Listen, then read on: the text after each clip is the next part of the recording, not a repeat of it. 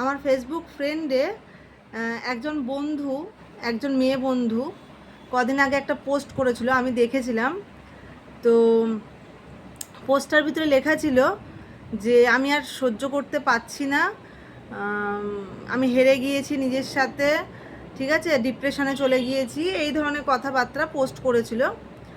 তো আমি বোনটার উদ্দেশ্যে বলবো, বোন হও কি দিদি হও আমি জানি না, আমি বন্ধু হিসেবেই বলছি, ঠিক আছে, যে আমি নিজের নিজের দিক থেকে বলছি যে আমি একটা সময় এরকম একটা পরিস্থিতি থেকে বেরিয়ে এসেছি, ঠিক আছে। আমি এরকম ডিপ্রেশনে পড়তাম, প্রচণ্ড পরিমাণে সংসারের মানে মানসিক অত্যাচার বলো, মানে সব দিক থেকে খুব টেনশনে আমি ভুগতাম, ঠিক আছে। দীর্ঘ 14 বছর মানে আমার ছেলে হয়েছে, আমার বিয়ের 2 বছরের মাথায় মাথায় আমার ছেলে হয়েছে, তারপর থেকে আমার, তার আগের থেকেও ছিল, কিন্তু তারপর থেকে আমার লাইফটা আরও বেশি শুরু হয়েছিল মানে খারাপ আমার সাথে।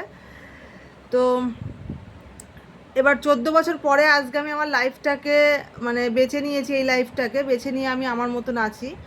তো আমি তোমার উদ্দেশ্যে একটা কথাই বলবো বোন, আমি তোমার নামটা এর ভিতর নিচ্ছি না, আমি যে ভিডিওটা করছি আমি এর ভিতরে তোমার নামটা নেব না।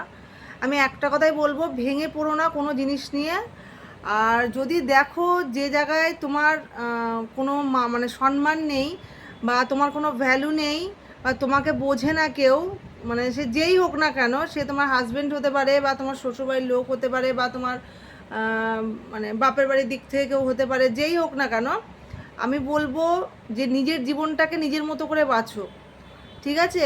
মানে এতটা কষ্ট পেও না, মানে এতটা কষ্ট তুমি যতই কষ্ট পাও না কেন, একটা সময় পর গিয়ে তুমি বুঝতে পারবে সেসব পুরো বৃথা চলে যাবে, মানে তুমি কষ্ট পেয়ে থেকে যাবে, ঠিক আছে। আমি বলবো না যে তুমি ছেড়ে দাও, এটা আমি কখনোই বলবো না, কিন্তু তুমি নিজের দিকটা আগে বোঝো যে তুমি কতটা কষ্টের মধ্যে আছো আর সারা জীবন তুমি এটা ভোগ করতে পারবে কি না, মানে দীর্ঘদিন যে তুমি আজকে তোমার সাথে 9 বছর ধরে এটা চলছে, তো এরপরে আরও অনেক সময় আসছে, তো মানে তুমি সারা জীবন এটা ভোগ করতে পারবে কি না সেটা চিন্তা ভাবনা করে একটা ডিসিশন নিও নিজের লাইফে, কিন্তু কোনো কিছু নিয়ে কষ্ট পেও না, ঠিক আছে। জীবনটা তোমার, অধিকারটাও তোমার, ঠিক আছে। তো নিজের জীবনের অধিকার নিজের হাতে আছে, ওই জন্য এখন বলছি যে নিজের লাইফটাকে সুন্দর করে বাঁচো।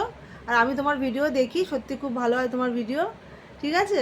আমার থেকে মানে আমিও ভিডিও করি, কিন্তু তুমি অনেক ভালো ভিডিও করো আমার থেকে, তোমার সাজগোজ খুব ভালো হয়, ঠিক আছে। তো চলো, এই কথাটাই বলার ছিল তোমাকে, ভালো থেকো, সুস্থ থেকো।